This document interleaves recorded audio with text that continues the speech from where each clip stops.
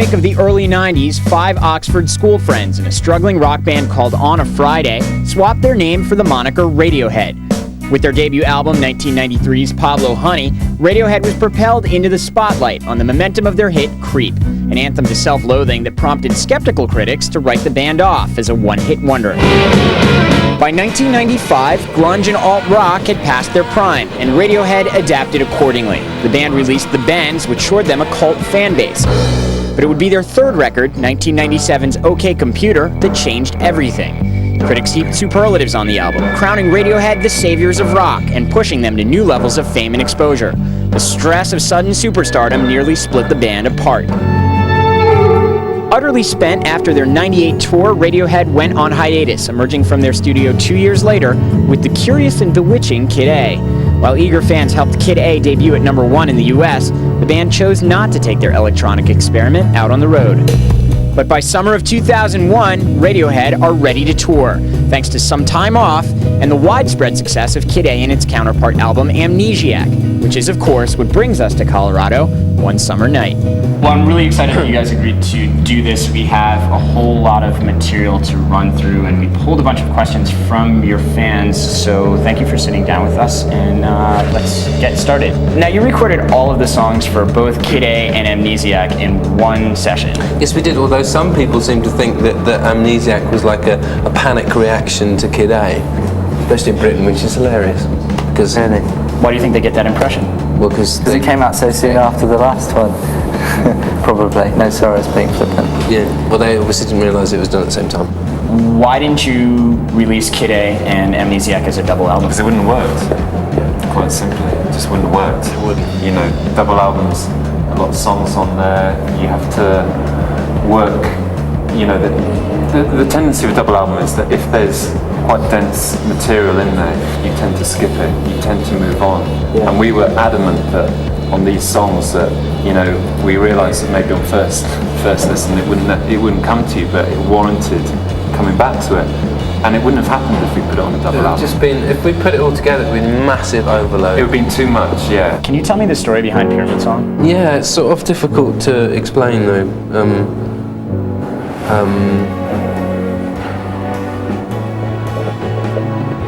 It's funny because that song literally took 5 minutes to write, but yet it came from all these mad places.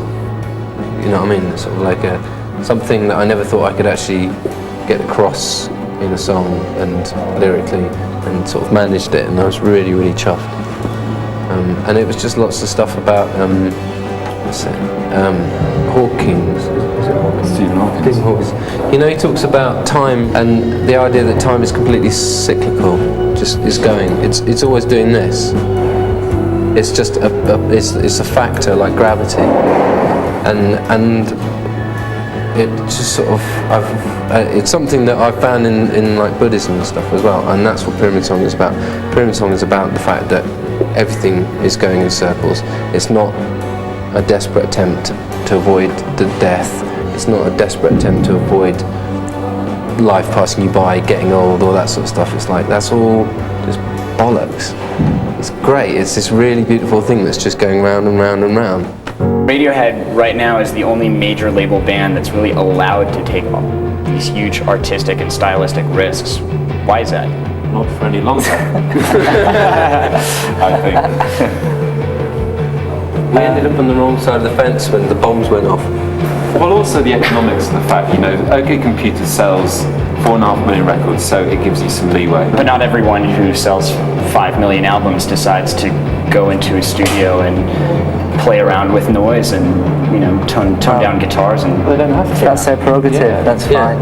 We dreamt about doing this. Even before we'd signed, we talked about this. I mean, all these things sort of, bizarrely enough, came to fruition, and it was kind of like, oh yeah, okay, we can actually do this now. So, oh God, what can we spend some money on? And we bought a studio, you know, and it's great. We piled it full of beats. Yeah, it's great. It's great, and we put it up, and it's studio. We're not, you know, the thing is, you can. For years we sort of like felt guilty about doing this stuff, or we didn't have the means to do it, but now it's kind of like, why not? What the hell? Do Do you ever worry that by experimenting so much, like you have on Kid A and Amnesiac, that you'll ever lose some of your fans? But no, Kid A and Amnesiac were not that much of an experiment. Really, they weren't. I mean, it's like it's not rocket science. You know, it's not. You know, compared with the music that we listen to, it's like it's pretty wild. So You know, we wanted to be obscure, we'd do a much better job of it.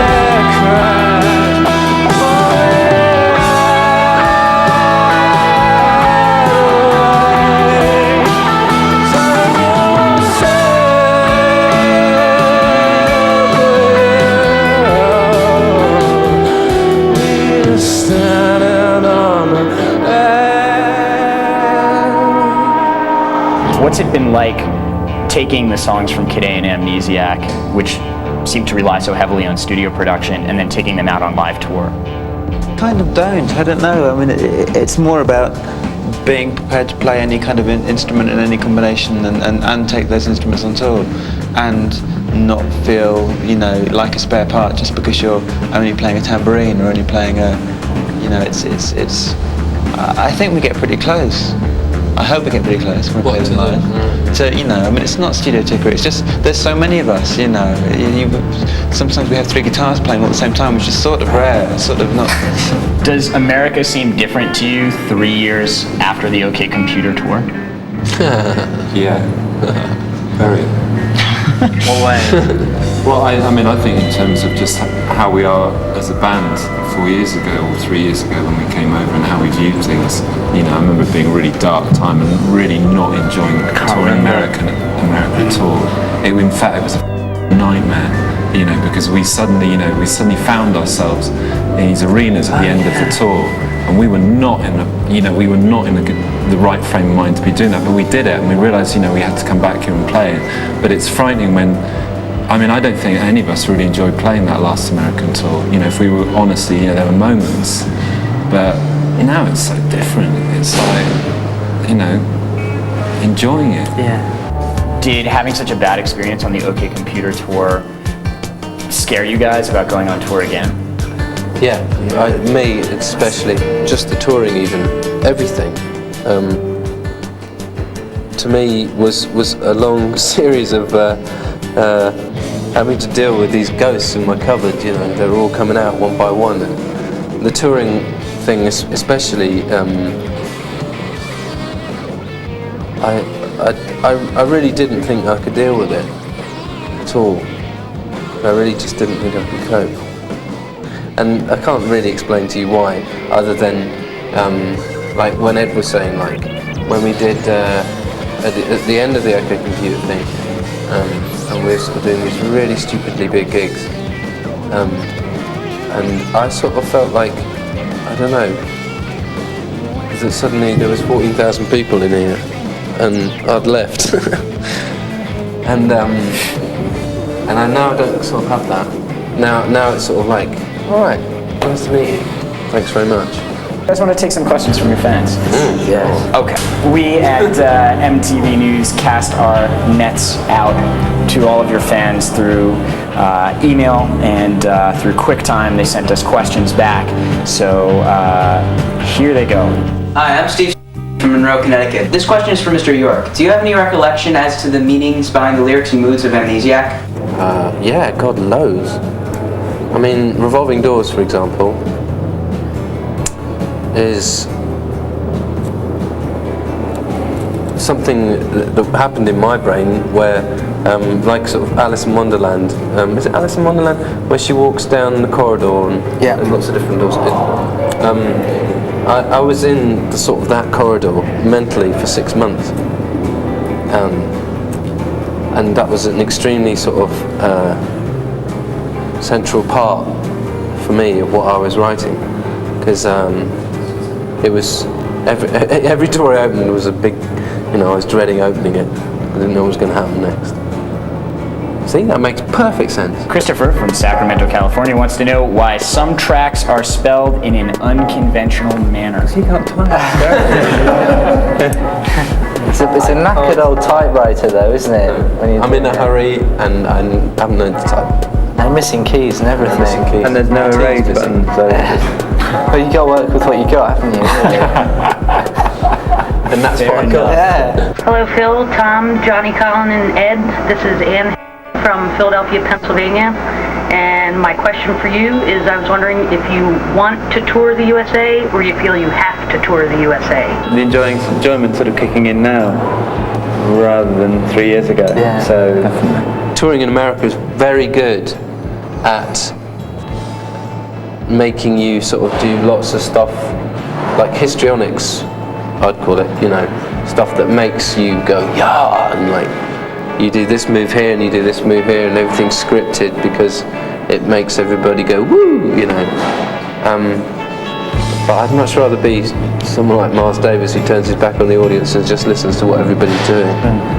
Because like, that's why they're really there. They want you to play. Brendan from Evergreen, Colorado wants to know, could you discuss the term concept album, in quotes, and how it applies to your work? I'm not doing that. Concept album, right? The only time you sort of really start thinking about it is when you try and put the songs together. We spent like a week like sort of working out how things would like sound good after each other. But before then it's just like individual things really. OK Computer, I mean, you know, sort of people say OK Computer is a concept album, which is frankly terrifying.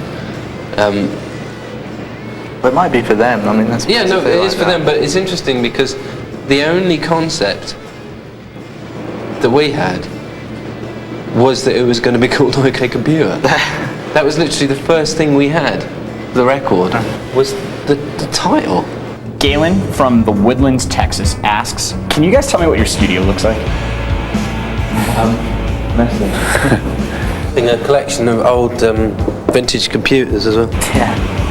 Of course we don't know what to do with, but they look great. And there's lots of tapes all over the place that we can't remember what we put on them. And there's a lot of gear, but we really not. It kind of needs to. When we built it, we wanted it to be a house as well, somewhere that we just hang out. But at the moment, it's like we built it and then we immediately started working on Kid A and Amnesiac. So at the moment, it is literally a bomb site. So you know, it's kind of like this. What we've always dreamt of having was a kind of like a neutral space that we all go to and we do our thing in. And it's no one's in particular, and you know. It's kind of reminiscent of when we did actually live together, though, isn't it? A little bit. Yeah. It smells the same. Johnny never does the washing out, no. Yeah. Stanley from Coney Island wants to know how you guys feel about the fact that bands like Travis, Coldplay, and Muse are making a career sounding exactly like your records did in 1997. Good luck with Kid A.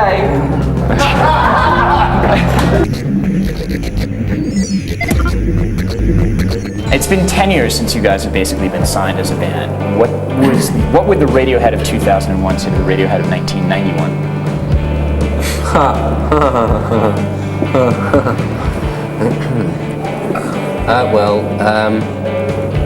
There's going to be a dark moment in about 1.5 years when you record a song called Pop Is Dead. Yeah, it's all going to go. Don't do that. Yeah, we'll get back the rock thing a little bit earlier. And take it easy. No, don't be quite so hard on yourself. Around 97, 98, and attempt to get a life of some description, because it tends to help. Now, in October of 2000, you sat down for an interview with us, and you actually told Kurt Loder that you heard yourself singing Fake Plastic Trees, you didn't recognize your own voice, and that actually made you happy. And I was wondering if you could explain that a little better. It's kind of, that's why I still say that what we do is like pop music, because there's an element of it that is supposed to be disposable and supposed to be something you don't remember. Personally speaking, I've an incredibly short attention span anyway, and equally I don't remember things 2 or 3 months later. Do you guys also get bored pretty easily? Yeah, but I think it's more positive than that. You know, it's hungry for new things rather than being bored with what's lying around. You know, and there's always so much to find. So NASA sent out the Voyager space probe with a whole soundtrack from Beethoven to Johnny B. Good in an attempt to contact extraterrestrial life with these songs. If you could have put any one song on the Voyager space probe to contact alien life, which would it have been? Well, when we were doing the record, Johnny got the SETI program for listening to broadcasts from outer space, and they had like running on a computer, and that was cool. yeah, I got a bit obsessed with all that. I even copied out the list of music you're talking about that was sent. I've got it in my notebook, all the things that people thought summed up good music for. So I know what you're talking about. As to what I choose, I don't know. They sort of got it quite right in a way. On Kid A, on Amnesiac, even on OK Computer, there's so much reoccurring futuristic sci-fi imagery. So, okay. Subterranean homesick aliens, Yeah, no, paranoid androids, clones named Kid A, Ice Age is coming, and so forth. Is it and so sci-fi? on. Okay, maybe, yeah. Would you say so? Yeah, yeah. Well, why all the futurist images? I don't know. I really don't know. I don't think it's necessarily even in the music, in the lyrics. I think it's in the music as well. The whole atmosphere of it.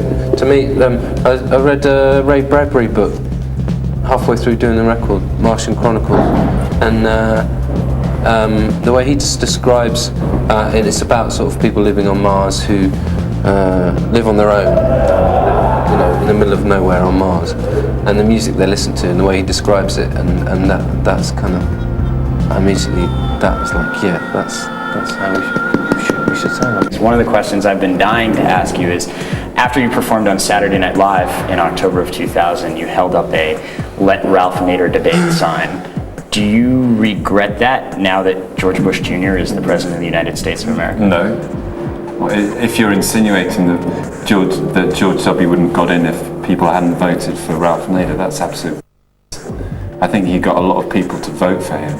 You know, he was the whipping boy for the Democrat Party. Apparently they were furious at him, and it's like... I mean, Gore didn't even get his own nomination, and in his own Nader state. was in his own state, and Nader wasn't standing there. Exactly. So I think. I mean, you know Nader what? Sorry. You know what? It really gets my goat when people say that, because it's like, you know, Gore was an imbecile. He couldn't even win his own state. You know, what does that tell you about a president? You know, or a future president?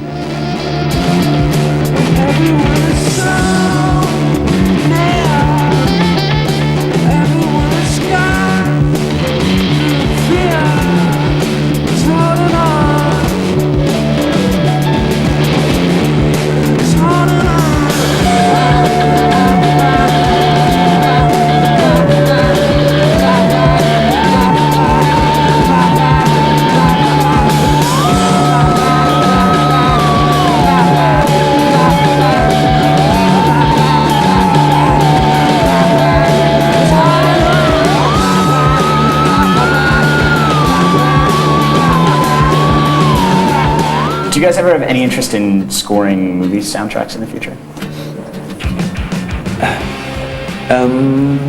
Yes.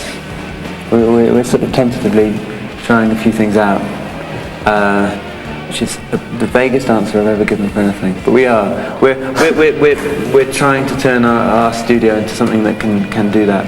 We're assembling old televisions and video recorders and trying to work out how to do it.